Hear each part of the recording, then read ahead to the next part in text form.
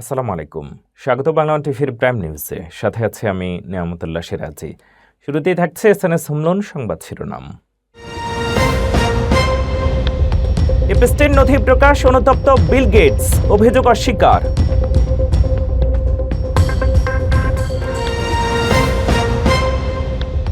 Taiwan ইস্যুতে যুক্তরাষ্ট্রকে সতর্ক করলেন শি, ট্রাম্পের সঙ্গে ফোনালাপ।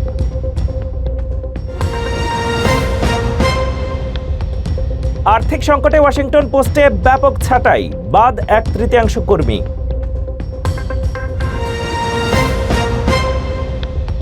এবং নির্বাচনের আগে প্রশাসন, পুলিশ ও গোয়েন্দা সংস্থার রাজনৈতিক প্রভাব নিয়ে তীব্র বিতর্ক। এতক্ষণ শুনছিলেন শিরোনাম, এবারে বিস্তারিত সংবাদ। যুক্তরাষ্ট্রের বিচার বিভাগ জেফ্রি এপস্টেইন সংক্রান্ত লাখ লাখ নথি প্রকাশ করেছে, যেখানে বিল গেটসের নামও এসেছে। গেটস জানিয়েছেন এপস্টেইনের সঙ্গে কাটানো প্রতিটি মুহূর্তের জন্য তিনি অনুতপ্ত এবং ক্ষমা চেয়েছেন। তবে তিনি দাবি করেছেন কোনো বিবাহ বহির্ভূত সম্পর্ক বা অসঙ্গত ইমেইল কখনো পাঠানো হয়নি। যুক্তরাষ্ট্রের বিচার বিভাগ গত 2 মাসে জেফ্রি এপস্টেইনকে কেন্দ্র করে যৌন পাচার সংক্রান্ত লাখ লাখ নথি প্রকাশ করেছে। এসব নথিতে বিশ্বের প্রভাবশালী ব্যক্তির নাম উঠে এসেছে, যার মধ্যে মাইক্রোসফটের সহ-প্রতিষ্ঠাতা বিল গেটস রয়েছেন। বুধবার অস্ট্রেলিয়ার 9 নিউজকে দেয়া সাক্ষাৎকারে গেটস বলেন, আমি এপস্টেইনের সঙ্গে কাটানো প্রতিটি মুহূর্তের জন্য অনুতপ্ত এবং ক্ষমা চাইছি। তিনি আরও উল্লেখ করেন, কোনো ইমেইল তিনি কখনো পাঠাননি এবং নারীদের সঙ্গে কোনো অসঙ্গত সম্পর্ক ছিল না। গেটস জানিয়েছেন 2011 সালে তিনি এপস্টেইনের সঙ্গে দেখা করেছিলেন এবং পরবর্তী 3 বছরে কয়েকবার ডিনারে গিয়েছিলেন। তবে তিনি কখনো এপস্টেইনের ক্যারিবীয় দ্বীপে যাননি। তবে সাবেক স্ত্রী মেলিন্ডা গেটস বলেছেন, এপস্টেইনের সঙ্গে সময় কাটানো ও সম্পর্ক নিয়ে এখনও অনেক প্রশ্নের উত্তর বাকি। প্রকাশিত নথিতে এপস্টেইন অভিযোগ করেছেন, গেটস বিবাহ বহির্ভূত যৌন কর্মকাণ্ডে যুক্ত ছিলেন এবং মাদক বা রাশিয়ার নারীদের সঙ্গে সম্পর্ক স্থাপনে সহায়তা করেছিলেন। গেটস সবসময় এই অভিযোগকে মিথ্যা বলে দাবি করেছেন। চীনের প্রেসিডেন্ট শি জিনপিং তাইওয়ানকে সম্পর্কের সবচেয়ে গুরুত্বপূর্ণ ইস্যু বলে অভিহিত করে যুক্তরাষ্ট্রকে সতর্ক করেছেন। ট্রাম্পকে ফোনালাপে বলেছেন, অস্ত্র সরবরাহের ক্ষেত্রে সাবধানতা অবলম্বন করতে হবে। আলোচনার পরে ট্রাম্প জানান, যুক্তরাষ্ট্রকে বেজিংকে 2 কোটি টন সয়াবিন বিক্রির কথা ভাবছে এবং তিনি এপ্রিল মাসে চীন সফরের জন্য আগ্রহী। চীনের প্রেসিডেন্ট শি জিনপিং তাইওয়ানকে চীন-যুক্তরাষ্ট্র সম্পর্কের সবচেয়ে গুরুত্বপূর্ণ ইস্যু হিসেবে অভিহিত করে যুক্তরাষ্ট্রকে সতর্ক করেছেন। বুধবার তিনি মার্কিন প্রেসিডেন্ট ডোনাল্ড ট্রাম্পকে ফোনালাপে বলেন, তাইওয়ানে অস্ত্র সরবরাহ করার ক্ষেত্রে যুক্তরাষ্ট্রকে সাবধান হতে হবে। শি বলেন, তিনি ওয়াশিংটনের সঙ্গে সম্পর্ককে বিশেষ গুরুত্ব দেন এবং মতপার্থক্য আলোচনার মাধ্যমে সমাধানের আশাবাদ প্রকাশ করেছেন। ট্রাম্প ফোনালাপকে অসাধারণ আখ্যা দিয়েছেন এবং উল্লেখ করেছেন, তাদের আলোচনাকে তিনি দীর্ঘ ও বিস্তৃত বলে মনে করছেন। আগামী এপ্রিল মাসে ট্রাম্পের চীন সফরের পরিকল্পনা রয়েছে। শি ও ট্রাম্পের আলোচনার পরে ট্রাম্প জানান, যুক্তরাষ্ট্র থেকে বেইজিং 2 কোটি টন সয়াবিন কেনার বিষয়ে ভাবছে। ট্রাম্প সামাজিক মাধ্যমে লিখেছেন, চীনের সঙ্গে সম্পর্ক এবং প্রেসিডেন্ট শির সঙ্গে ব্যক্তিগত সম্পর্ক খুব ভালো এবং তা বজায় রাখা অত্যন্ত গুরুত্বপূর্ণ। চীনা রাষ্ট্রীয় সংস্থা সিনহুয়া জানায়, শি যুক্তরাষ্ট্রকে পুনরায় সতর্ক করেছেন, কারণ ট্রাম্প প্রশাসন ডিসেম্বরেই তাইওয়ানে $1,100 কোটি অস্ত্র বিক্রির ঘোষণা দিয়েছিল। গ্যালাপের নতুন আন্তর্জাতিক জরিপে দেখা গেছে, বিশ্বের 160টি দেশের তুলনায় মার্কিন নাগরিকরা নিজেদের রাজনৈতিক ব্যবস্থা নিয়ে ব্যতিক্রমী মাত্রায় উদ্বিগ্ন। জরিপ অনুযায়ী যুক্তরাষ্ট্রের প্রায় 1/3 মানুষ রাজনীতি ও সরকারকে দেশের সবচেয়ে বড় সমস্যা হিসেবে দেখছেন। এই উদ্বেগের দিক থেকে যুক্তরাষ্ট্রের অবস্থান তাইওয়ানের পরেই, যেখানে চীনের আগ্রাসনের আশঙ্কা রয়েছে। গ্যালাপ বলছে, যুক্তরাষ্ট্রের উদ্বেগ শুধু রাজনীতিতে সীমাবদ্ধ নয়, বিশেষ করে তরুণ আমেরিকানরা অর্থনীতি ও জীবনযাত্রার ব্যয় নিয়ে গভীর দুশ্চিন্তায় রয়েছেন। খাদ্য ও বাসস্থানের মূল্যবৃদ্ধি তরুণদের কাছে সবচেয়ে বড় সমস্যা হয়ে উঠেছে, যেখানে বয়স্করা বেশি উদ্বিগ্ন রাজনৈতিক অস্থিরতা নিয়ে। বিশেষজ্ঞদের মতে, দীর্ঘদিনের রাজনৈতিক মেরুকরণ, গণতান্ত্রিক প্রতিষ্ঠানের উপরে আস্থার ঘাটতি এবং অর্থনৈতিক অনিশ্চয়তা এই উদ্বেগ বাড়িয়েছে। গ্যালাপের গবেষকরা সতর্ক করে বলেছেন, অর্থনৈতিক হতাশা ও রাজনৈতিক অনাস্থা একসঙ্গে গণতন্ত্রের স্থিতিশীলতার জন্য বড় চ্যালেঞ্জ তৈরি করতে পারে। আর্থিক সংকটের জেরে মার্কিন সংবাদ মাধ্যম ওয়াশিংটন পোস্টে ব্যাপক ছাঁটাই করা হয়েছে। মালিকপক্ষ প্রায় 300 জন সাংবাদিক সহ মোট কর্মীর 1/3 বাদ দিয়েছে। কর্তৃপক্ষ জানিয়েছে, ডিজিটাল ট্রাফিক ও সাবস্ক্রিপশন কমে যাওয়ায় প্রতিষ্ঠানটি পুনর্গঠনের পথে হাঁটছে। মার্কিন প্রভাবশালী গণমাধ্যম ওয়াশিংটন পোস্টে ব্যাপক ছাঁটাই করা হয়েছে। প্রতিষ্ঠানটির প্রায় 300 জন সাংবাদিক ও কর্মী চাকরি হারিয়েছেন, যা মোট নিউজ রুমের প্রায় 1/3। 2013 সাল থেকে পত্রিকাটির মালিকানা রয়েছে অ্যামাজনের প্রতিষ্ঠাতা জেফ বেজোসের হাতে। স্থানীয় সময় বুধবার বহু কর্মীকে বাড়িতে থাকার নোটিশ পাঠানো হয়। নিউ ইয়র্ক টাইমসের প্রতিবেদনে বলা হয়েছে, শুধু নিউজ রুমেই প্রায় 800 সাংবাদিকের মধ্যে 300 জনের বেশি ছাঁটাই হয়েছেন। পাশাপাশি ব্যবসায়িক বিভাগেও বড় কাট ছাঁট হয়েছে।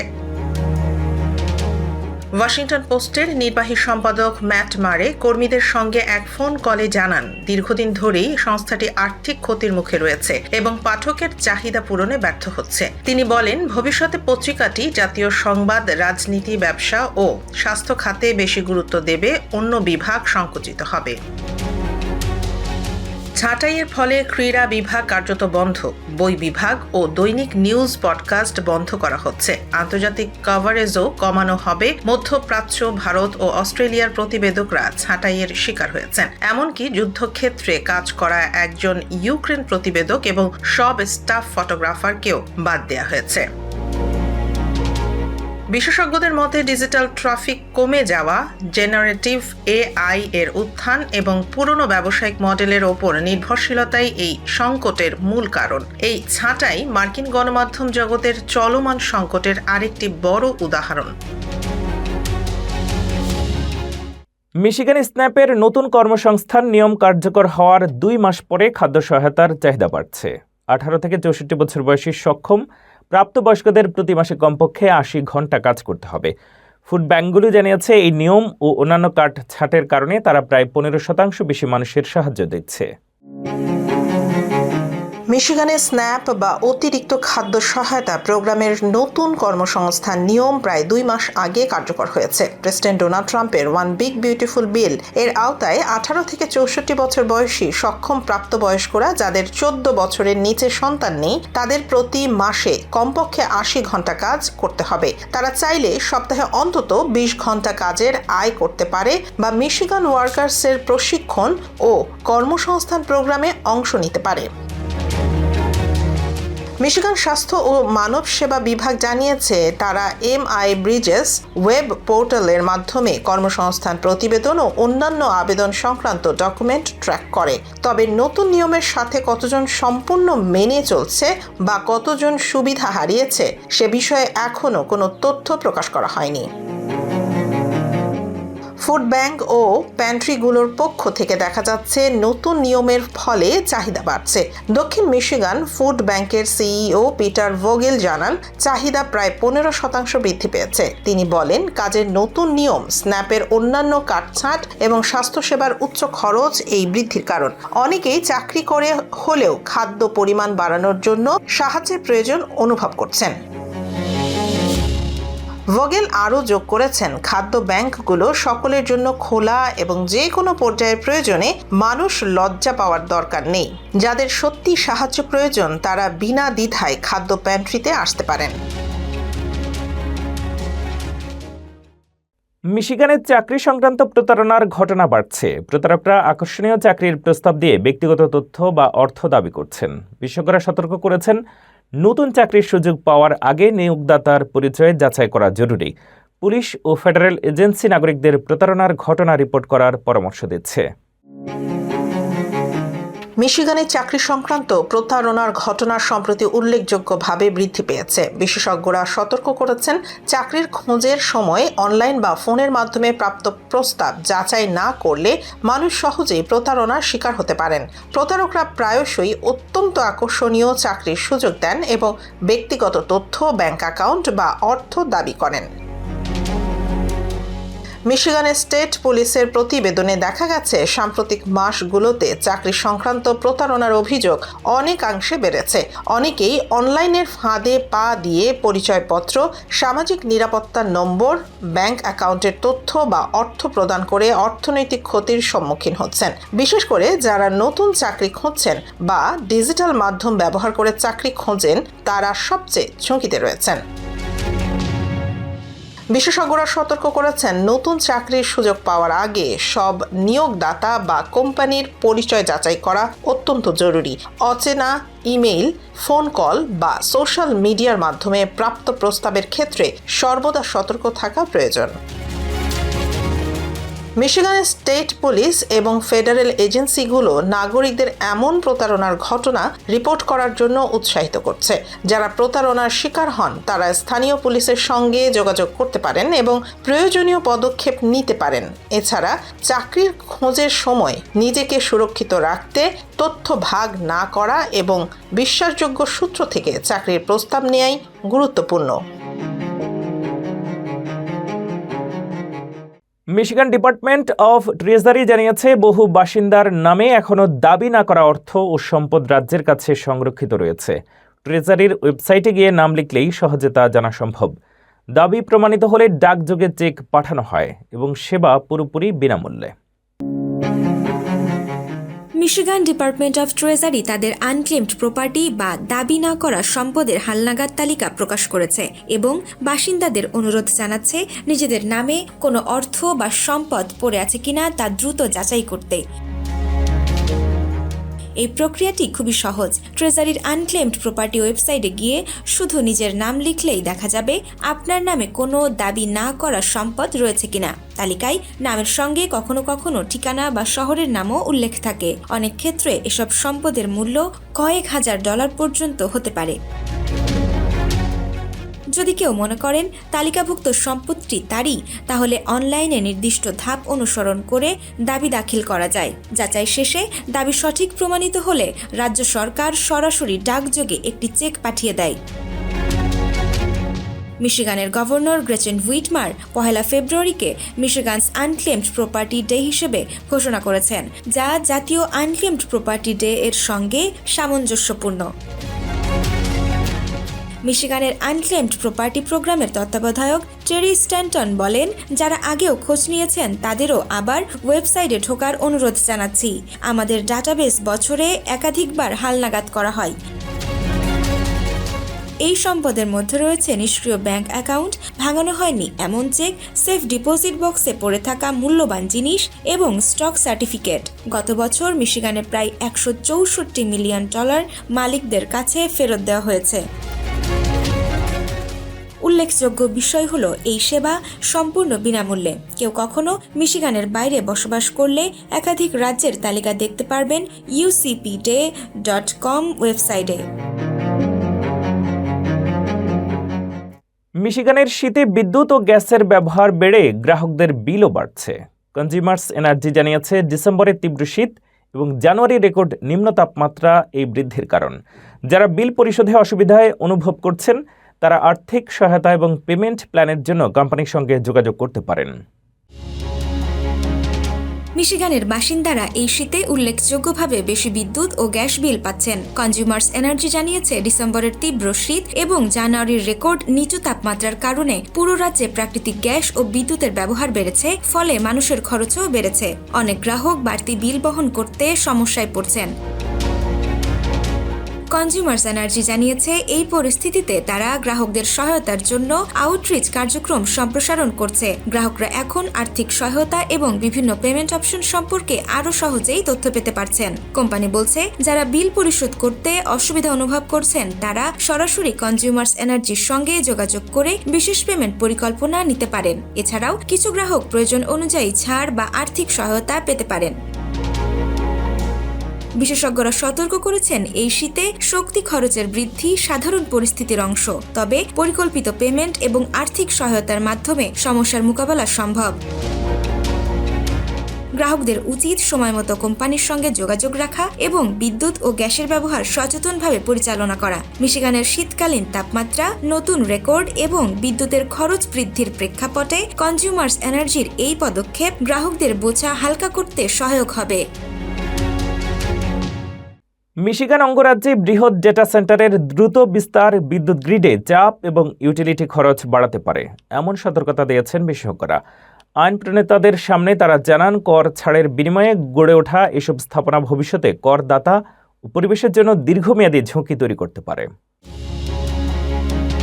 মিশিগান অঙ্গরাজ্যের আইন প্রণেতারা বুধবার বৃহৎ আকারের ডেটা সেন্টারের দ্রুত বিস্তার নিয়ে বিশেষজ্ঞদের কাছ থেকে সতর্ক বার্তা শুনেছেন। বিশেষজ্ঞরা জানান, এসব ডেটা সেন্টার বিদ্যুতের খরচ বাড়াতে পারে, বিদ্যুৎ গ্রিডের ওপর অতিরিক্ত চাপ সৃষ্টি করতে পারে এবং ভবিষ্যতে অবকাঠামো ও পরিবেশগত ঝুঁকির দায় করদাতাদের ওপর পড়তে পারে। হাউস ওভারসাইট সাবকমিটির কর্পোরেট ভর্তুকি ও রাজ্য বিনিয়োগ বিষয়ক শুনানিতে এই আলোচনা হয়। মিশিগান রাজ্য প্রায় 1 বছর আগে ডেটা সেন্টার আকৃষ্ট করতে বিক্রয় ও ব্যবহার কর ছাড়ের সুযোগ বাড়ানোর পর থেকেই বিষয়টি আলোচনায় রয়েছে। মিশিগান বিশ্ববিদ্যালয়ের স্কুল অফ ইনফরমেশন ও স্কুল অফ পাবলিক পলিসির সহকারী অধ্যাপক বেন গ্রিন আইন প্রণেতাদের জানান, ডেটা সেন্টারগুলো বিপুল পরিমাণ বিদ্যুৎ ব্যবহার করে এবং 24 ঘন্টা চালু থাকে। এর ফলে বিশেষ করে চরম গরম বা শীতের সময় বিদ্যুৎ গ্রিডের স্থিতিশীলতা হুমকির মুখে পড়তে পারে। গ্রিন বলেন, যখন তাপ প্রবাহ বা তীব্র শীতের কারণে বিদ্যুৎ ব্যবস্থার উপর চাপ বাড়ে, তখন ডেটা সেন্টারগুলো সাধারণ মানুষের গরম বা শীতলীকরণ নিশ্চিত করতে স্বেচ্ছায় কার্যক্রম বন্ধ করতে আগ্রহী নয়। তার মতে, এই বাস্তবতা ভবিষ্যতে মিশিগানের জ্বালানি নিরাপত্তা ও জনস্বার্থের জন্য বড় চ্যালেঞ্জ হয়ে দাঁড়াতে পারে। নির্বাচনকে সামনে রেখে পুলিশ, মাঠ প্রশাসন ও গোয়েন্দা সংস্থার একাংশের ভূমিকা নিয়ে বিতর্ক তীব্র হয়েছে। পদায়ন, বদলি ও প্রশাসনিক সিদ্ধান্তে রাজনৈতিক প্রভাবের অভিযোগ উঠছে। নিরপেক্ষ কর্মকর্তাদের হয়রানি এবং পক্ষপাতদুষ্ট আচরণ নির্বাচনকে প্রশ্নবিদ্ধ করছে। প্রশাসন কার নিয়ন্ত্রণে, রাষ্ট্রের নাকি রাজনৈতিক শক্তির? এই প্রশ্নই এখন সবচেয়ে বড়।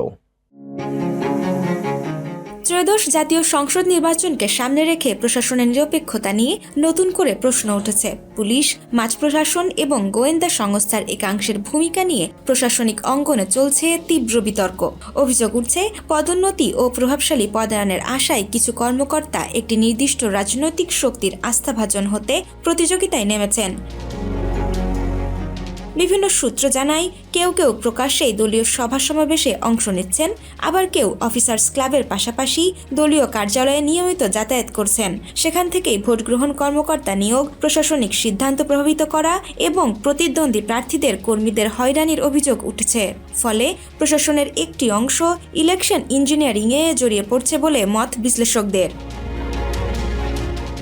গত 20 জানুয়ারি 8 জন উপজেলা নির্বাহী কর্মকর্তার হঠাৎ বদলি এবং পরদিনই সেই আদেশ প্রত্যাহার প্রশাসনের রহস্য ও ক্ষোভের জন্ম দেয়।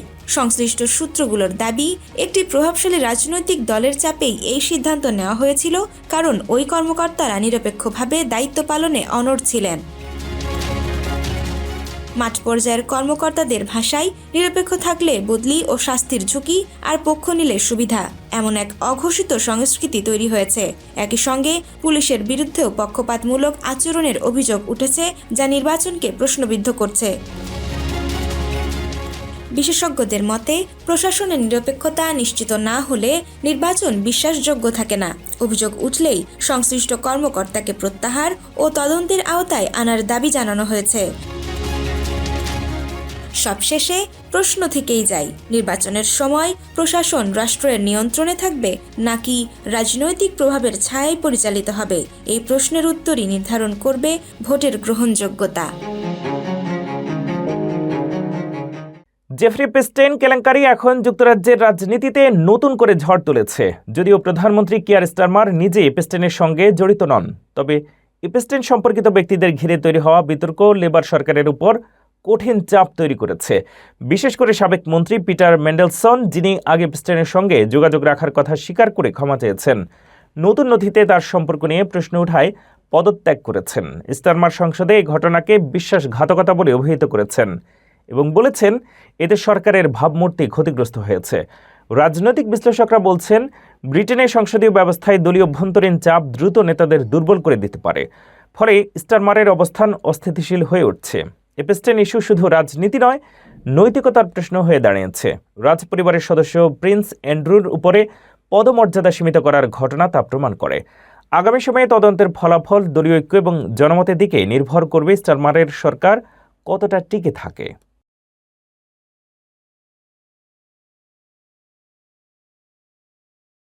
শেষ করছি বিনোদন সংবাদ দিয়ে।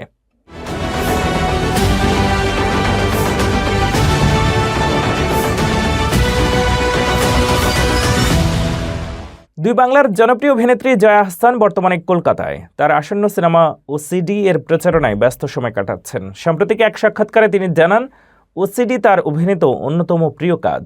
চরিত্রের মানসিক ও সামাজিক প্রেক্ষাপট বুঝতে তিনি আগেভাগেই ব্যাপক গবেষণা করেছেন, বিশেষ করে ফিডোপিলিয়া বা শিশুদের প্রতি যৌন আকর্ষণ সম্পর্কে। জয়া বলেন, শিশুদের প্রতি যৌন আকর্ষণ একটি গুরুতর মানসিক অসুস্থতা। সাধারণ মানুষের মন শিশু দেখে মায়া স্নেহ জন্মায়, কিন্তু কিছু মানুষের মধ্যে তা যৌন আকাঙ্ক্ষায় রূপ নেয়। তিনি বলেন, এমন সংবেদনশীল বিষয়ে বাংলা সিনেমায় এখনও তেমনভাবে কাজ হয়নি। তাই এই ছবি সমাজে গুরুত্বপূর্ণ প্রশ্ন তুলছে। শিশু নিরাপত্তা নিয়ে কথা বলতে গিয়ে জয়া বলেন, পৃথিবী শিশুদের জন্য নিরাপদ নয়। সন্তান দত্তক নেওয়ার ইচ্ছা থাকলেও শিশুকে নিরাপদ পরিবেশ দিতে না পারলে তা দায়ভার হয়ে দাঁড়ায়। ওসিডি সিনেমাটি 6 ফেব্রুয়ারি প্রেক্ষাগৃহে মুক্তি পাচ্ছে।